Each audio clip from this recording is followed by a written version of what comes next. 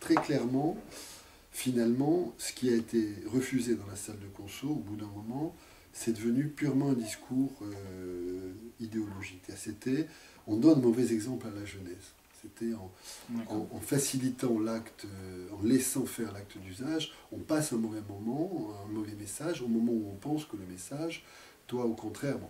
Alors là, nous, je dirais pour le coup, là-dessus, c'est quelque chose... C'est un vrai débat de fond, parce que la discussion très claire de l'exemplarité, pour moi, ne tient pas la route. L'exemplarité n'est pas là, et elle est encore moins là dans une société qui, fondamentalement, est une société qui pousse au comportement addictif. C'est-à-dire qu'à la limite, ce raisonnement pourrait se tenir dans une société qui serait arc-boutée du début à la fin sur des valeurs anti-addictives. Alors que notre société est fondamentalement une société qui suscite de l'addiction. C'est-à-dire que on est passé, alors je ne vais pas vous faire une théorie là-dessus, mais c'est un sujet que je maîtrise assez bien, on est passé à des techniques de marketing qu'on appelle pulsionnelles, c'est-à-dire qui vont directement susciter l'acte d'achat en excitant la pulsion et non pas par un raisonnement, non, il vaut mieux que j'ai cet objet-là plutôt que celui-là. La notion de l'exemplarité sur une société qui en permanence donne le contre-exemple, ça me paraissait d'autant plus caduc. N'empêche que c'est ce point-là qui a cristallisé une première ligne de défense.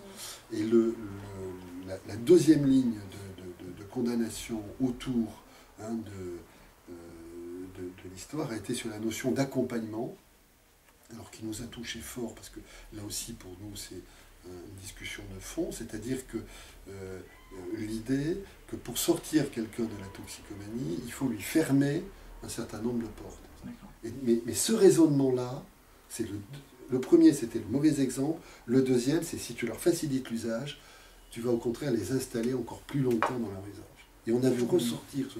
Et donc à partir de ce moment-là, on est reparti sur un débat idéologique où quelles que soient les études scientifiques qu'on pouvait citer, quelles que soient les recherches qu'on pouvait donner, quelles que soient en disant mais regardez Vancouver, regardez en Australie, regardez trucs. À chaque fois, alors il y avait une première truc qui était oui mais enfin l'Australie n'est pas la France culturellement.